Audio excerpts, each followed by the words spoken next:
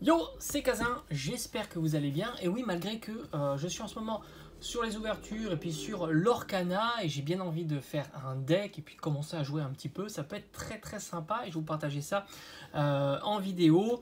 J'oublie pas Pokémon évidemment et je vous présente les achats hein, comme d'habitude lorsqu'il y a des petits achats qui sont faits.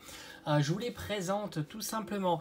Alors, je me suis un petit peu intéressé à ces cartes avec le petit logo de la série, petite carte promotionnelle avec logo. C'est des cartes qui sont assez accessibles quand ça sort. Et franchement, si tu regardes par la suite, c'est une tannée à les trouver pour pas très cher. Et moi, je les ai eu à 2 euros pièce et je trouve que c'est plutôt cool d'avoir ce genre de carte à 2 euros, sans compter que ça commence à être compliqué, comme je t'ai dit, à trouver. Voilà, en parfait état évidemment. Ectoplasma de origine perdue et je trouve que c'est super joli d'avoir dans un classeur toutes les cartes badgées comme ça avec la série. Donc, let's go, on va faire ça petit à petit. Là aussi, hein, des petits achats réguliers avec des petits prix, hein, on essaye toujours. Alors on continue avec cette petite ectoplasma, bon ça c'était 50 centimes, holographique, ça aussi par la suite ça risque d'être compliqué à trouver, hein, tu le sais. Les holos quand ça sort c'est plutôt facile à trouver, plutôt bon marché, et puis quand les séries sont plus ouvrables parce qu'on les trouve plus en boutique ou uniquement dans certains coffrets, et ben ça devient plus compliqué à trouver et par conséquent tu t'aperçois que leur prix augmente petit à petit, donc c'est vraiment le moment de se procurer ce genre de petites holographies que tu trouves souvent pour 50 centimes, peut-être 1 euro, et par la suite ce sera plutôt 2, 3 euros, 4 euros, 5 euros, etc. Macogneur, donc là c'est pareil, on est sur la série origine perdue, je la trouve super stylée aussi, ça c'est pareil, c'est des cartes difficiles à trouver par la suite, une fois que les ouvertures sont terminées, hein, c'était dans les kits hein, de démarrage ou dans les Build and Battle, hein, tout simplement.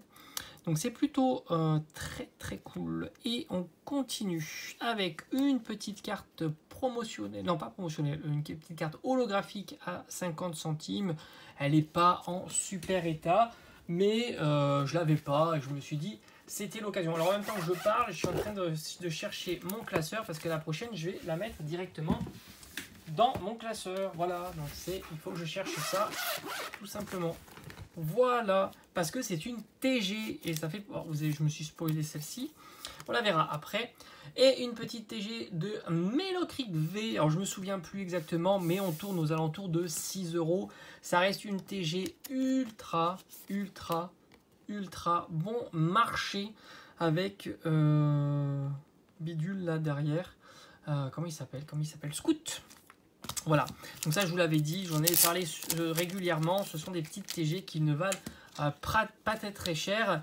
Et là encore une fois, hein, c'est pas de l'investissement là, hein, franchement, Melocric TG, non, même si c'est 6 euros, même si c'est pas cher, ça reste pas une carte d'investissement, hein, c'est tout simplement une carte de collection. Parce que je pense pas qu'un jour nous aurons une explosion, et je me suis trompé de classeur, une explosion de prix sur Melocric VTG. Et si franchement Melocric explose en prix, tu t'apercevras que ça sera plutôt le dernier à suivre le chemin plutôt que le premier. Voilà, tout simplement. Donc c'est pas impossible qu'il va être plus cher plus tard, hein, vu qu'il est à 6 euros. Mais si lui augmente, tu auras tout un tas de cartes qui vont monter avant. Dans les TG, par exemple, ce magnifique Majaspic montera avant. Ce Articodin aussi. Voilà, tout simplement. Mais en tous les cas, je ne l'avais pas et c'est l'occasion de le mettre ici. Et il y en a peut-être d'autres qui vont arriver.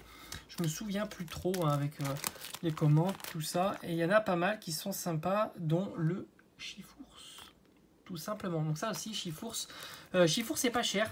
Donc là aussi, hein, Chiffours, on peut pas trop savoir.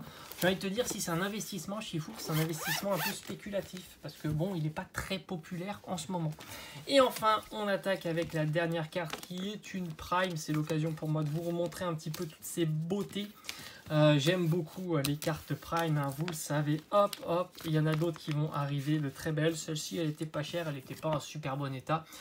Mais bon, à 4 euros, je me suis dit, allez, on y va. Hipporoi, l'illustration est juste magnifique. Il y a des défauts un peu de partout, pas trop visibles comme ça. Donc voilà, pour un classeur, pour un petit budget, je me suis dit, let's go. Et on a terminé avec cette petite présentation d'achat de cartes Pokémon. Comme je l'ai dit, il y aura d'autres.